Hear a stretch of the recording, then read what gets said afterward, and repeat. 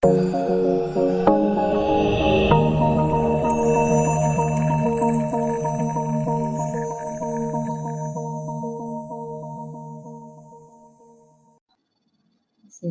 Assalamualaikum warahmatullahi wabarakatuh. Baiklah, ketemu lagi kita di video kali ini. Kita akan membahas materi tentang pengantar strategi manajemen ya.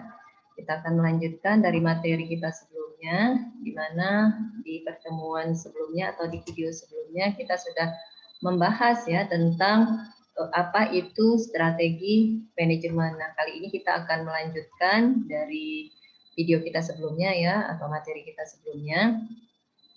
Nah, jadi di sini tujuan dalam manajemen dari sebuah strategi itu sendiri, yang pertama itu adalah memberikan arahan ya, pencapaian tujuan daripada organisasi ataupun perusahaan. Kemudian yang kedua adalah untuk membantu memikirkan kepentingan berbagai pihak tentunya. Kemudian ketiga, mengantisipasi setiap perubahan kembalinya nanti secara merata. Kemudian yang poin keempat adalah berhubungan dengan efisiensi dan juga efektivitas dari sebuah perusahaan, terutama dalam strategi strategi manajemennya terutama ya. Kemudian proses dari manajemen strategi itu terdiri dari 3 tahapan ya. Jadi yang pertama itu adanya perumusan strategi ya, yang mana di tahap ini adalah dikatakan dengan tahap awal ya, di mana dia juga bisa mencakup untuk mengembangkan daripada visi dan misi ya, karena dia adalah awal dalam manajemen strategi atau strategi manajemen yang pertama sekali ya, yaitu adalah mengembangkan visi dan misi. Kemudian dia juga bisa mengidentifikasi peluang ya, peluang eksternal dari sebuah organisasi dan juga bisa juga terhadap ancaman ya. Kemudian dia juga bisa nanti menentukan kekuatan dan bahkan kelemahannya ya, baik dari internalnya juga. Terus dia juga menetapkan tujuan jangka panjang yang mana nanti akan menghasilkan sebuah strategi tentunya dari segi alternatif strategi dan bisa memilih strategi tertentu untuk mencapai tujuannya. Jadi dalam tahap perumusan ini bisa dikatakan tahap awal yang bisa mengacu kepada visi dan misinya ya dari proses manajemen strategi. Kemudian yang kedua itu adalah implementasi strategi. Nah, di tahap yang kedua ya, atau di tahap ini di mana dikatakan tahap yang bisa dikatakan dia adalah suatu tahapan setelah rumusan strategi tadi ya. Penerapan strategi ini biasanya dia memerlukan suatu keputusan ya dari pihak yang berwenang, biasanya dalam pengambilan keputusan. Nah, ini biasanya untuk menetapkan apa ya, tentunya untuk menetapkan sebuah tujuan ya, dan juga menyusun kebijakan ataupun motivasi dari karyawan-karyawannya dan lain sebagainya ya. Di tahap kedua adalah tahap implementasi. Kemudian yang ketiga ya, nah di sini ada tahap evaluasi strategi. Ini dikatakan tahap akhir, yang mana di dalam manajemen strategi, evaluasi strategi ini merupakan alat utama ya, alat utama untuk bisa memperoleh sebuah informasi.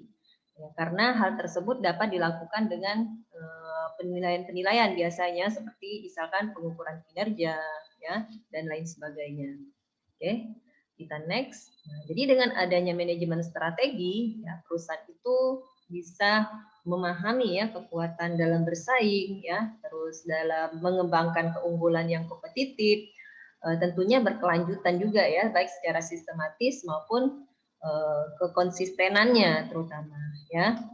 Kemudian poin-poinnya ada apa saja? Ya, poin yang pertama di sini manajemen strategi itu bisa diwujudkan dalam bentuk tahap perencanaan yang berskala besar, yang mana cakupannya itu adalah seluruh komponen yang ada di lingkungan sebuah organisasi, ya, yang dituangkan dalam bentuk rencana strategis atau yang biasanya kita kenal dengan Renstra, ya, atau juga dijabarkan menjadi perencanaan operasional.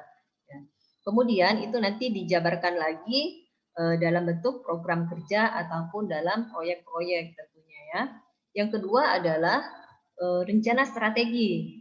Ya, rencana strategi yang sifatnya berorientasi pada jangkauan masa depan atau masa panjang ya. Yang ketiga itu ada visi, ada misi. Nah, di tahap ini pemilihan strategi yang bisa menghasilkan strategi utama tentunya ya, dan juga tujuan daripada organisasinya untuk jangka panjang, dan dia juga merupakan sebagai acuan ya dalam merumuskan rencana strategi. Namun teknik penempatannya itu bisa dikatakan sebagai keputusan manajemen puncak baik secara tertulis ya, karena semua acuan tersebut terdapat di dalamnya ya, atau di dalam visi misinya, atau bisa dilihat dituangkan dalam visi misinya. Kemudian poin keempat itu adanya rencana strategi yang bisa dijabarkan menjadi rencana operasional ya, yang antara lain berisikan program-program operasional tentunya ya, baik proyek-proyek ya dengan sasaran jangka dengan sasaran jangka sedang masing-masing ya, jangka panjang ataupun masing-masing juga sebagai keputusan dalam menentukan manajemen puncaknya ya. Kemudian yang kelima itu adalah penetapan renstra atau rencana strateginya dan rencana operasi ya, yang bisa melibatkan manajemen puncak ya, karena sifatnya itu sangat mendasar dalam pelaksanaan seluruh misi ya, terutama adalah misi organisasi ya. Jadi untuk mewujudkannya bisa mempertahankan dan bisa juga mengembangkan eksistensi jangka sedang termasuk juga jangka panjangnya ya. Terus yang keenam, ini poin terakhirnya ya, pengimplementasian ya strategi dalam program-program ini bisa dikatakan masih dalam cakupan proyek-proyek utama ya, untuk mencapai sarananya itu masing-masing dilakukan dengan melalui fungsi-fungsi manajemen lainnya juga ya, yang mencakup pengorganisasian ya, baik pelaksanaan, terus penganggaran sampai evaluasi ataupun kontrolnya ya, seperti apa. Oke ya, jadi ada 6 tahapan. Kemudian kita next, di sini ada ruang lingkupnya ya untuk strategi manajemen ya. Di sini dibagi menjadi 2. Yang pertama lingkungan eksternalnya ya. Jadi di lingkungan eksternal ini akan dibagi lagi menjadi 2. Yang pertama itu ada lingkungan umum yang biasanya meliputi perekonomian, politik ya, hukum, sosial, teknologi ya, dan lain sebagainya ya. Kemudian yang kedua itu adalah lingkungan khusus yang bisa meliputi si pemiliknya atau stakeholdernya ya, kemudian pelanggan, klien ya, supplier, pesaing dan lain sebagainya ya, banyak lagi di lingkungan khususnya. Oke, nanti kita contohnya kita bisa jelaskan di Zoom kita.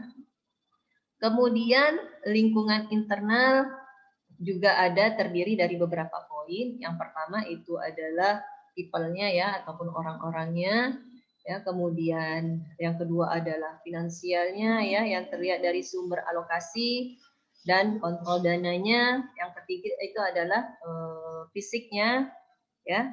Kemudian yang keempat adalah sistem, nilai, dan juga budaya dari organisasi itu sendiri. Oke ya, saya rasa cukup dulu untuk materi video kita kali ini. Sampai ketemu di video berikutnya. Assalamualaikum warahmatullahi wabarakatuh.